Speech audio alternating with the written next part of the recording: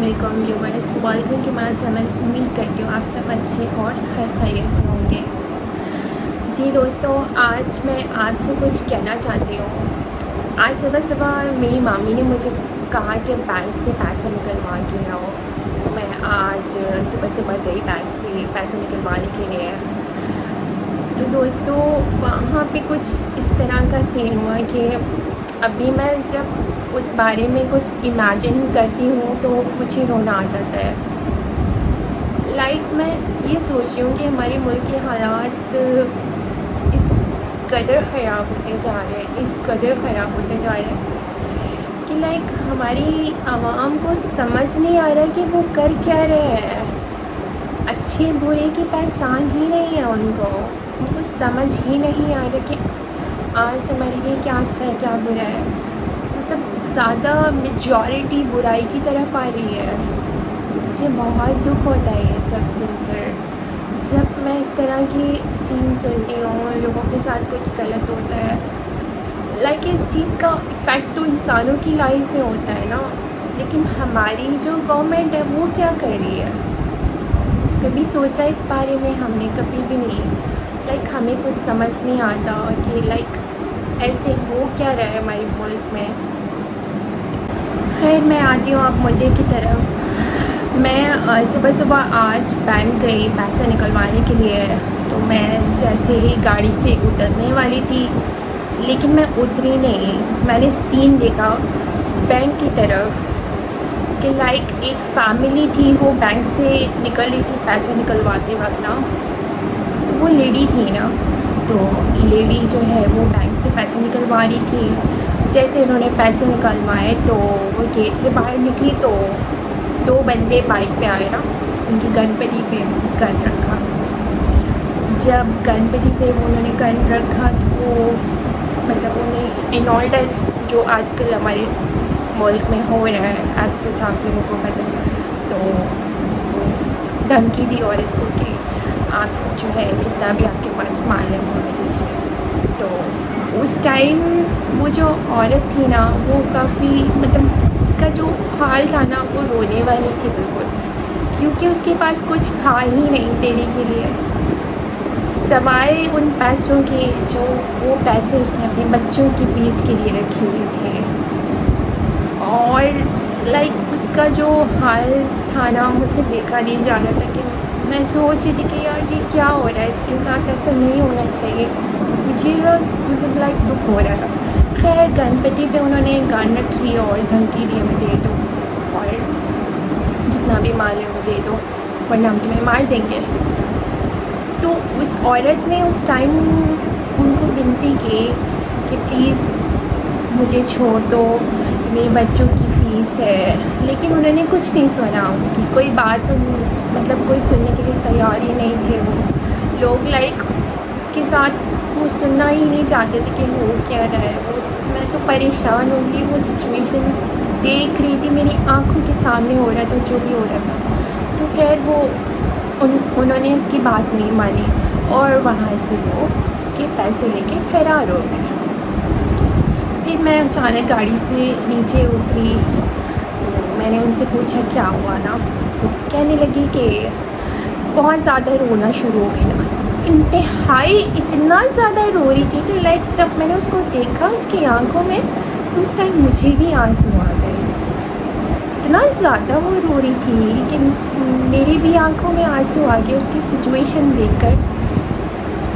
मुझे कहने लगी कि मेरे बच्चों की फ़ीस थी, मेरा हस्बैंड जो है वो मज़दूरी करता है और मेरे पास खाने के लिए कुछ नहीं होता। मैं अपनी मुश्किल से अपने बच्चों को मैनेज कर रही हूँ, उनका खर्चा वर्चा सब कुछ, और अभी मेरे साथ ये सीन हो चुका है।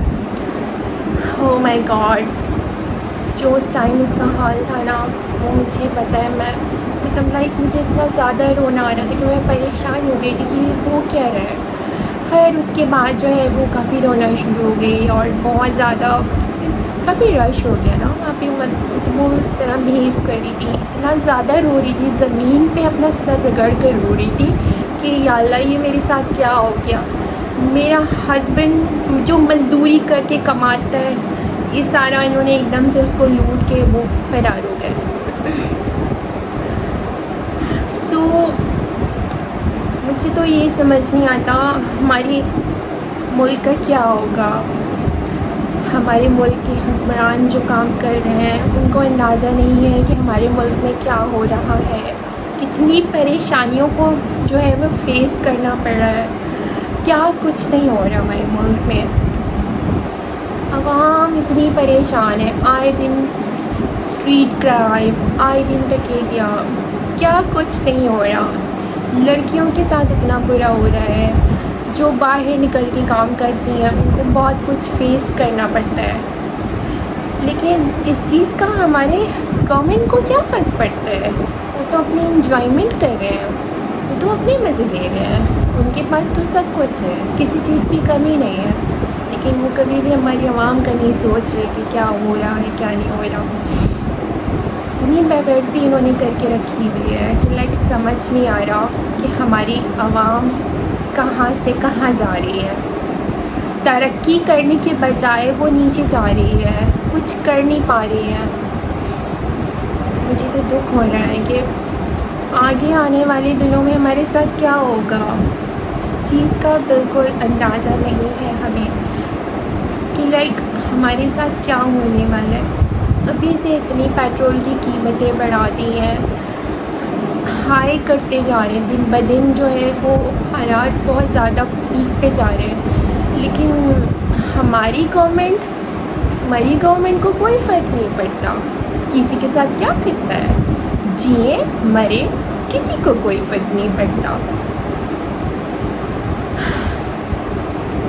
मतलब वो ये नहीं सोच रहे कि हमें भी एक दिन मरना है, हम भी जाके एक दिन कब्र में जाएंगे, हमारा भी एक दिन आएगा। लेकिन इस चीज़ का उनको बिल्कुल कोई परवाह नहीं है। सो दोस्तों, हमारी जो है गवर्नमेंट कुछ नहीं करेगी, जहाँ तक हमें लगता है कि कुछ नहीं करेगी, और आवाम इन्हीं कामों पे आके जाके गिर जाएगी। कुछ समझ नहीं आ रहा कि ऐसा क्यों हो रहा है। बस अब एक अल्लाह ही है जो हमारी मदद कर सकते हैं। हम लोग तो फिर भी खा पी सकते हैं, जो गरीब आवाम है वो क्या करेगी? उनके पास, बेचारों के पास तो खाने को कुछ नहीं होता, कुछ नहीं मिलता उनको खाने के लिए। मुझे उनको देखकर इतना सॉफ्ट हार्ट उनके बारे में होता है, फील होता है कि ऐसे क्यों हो रहा है उनके साथ। हम आवाम जो है उनके बारे में इतना सोचते हैं, लेकिन हमारी गवर्नमेंट क्यों नहीं सोचती? उनको भी कुछ सोचना चाहिए कि ये हो क्या रहा है हमारे मुल्क में। इसीलिए मेजॉरिटी, हमारे पाकिस्तान की जो मेजॉरिटी है वो सारी बाहर मुल्क की तरफ भागे जा रहे हैं। हर कोई यही कोशिश कर रहा है, चलो बाहर के मुल्क में कम से कम यहाँ से ज़्यादा तो कामयाबी वहाँ पे है ना, लोगों को सब कुछ मिल रहा है, इतना कमा रहे हैं वहाँ पे।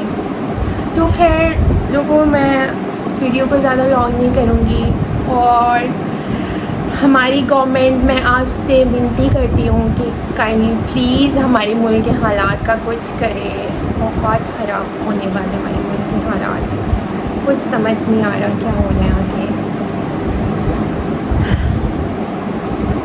सो दोस्तों, आज की वीडियो हम यहीं पे ख़त्म करेंगे, और उम्मीद करती हूँ हमारे मुल्क का कुछ आगे भी कुछ बने, वरना कुछ नहीं होने वाला।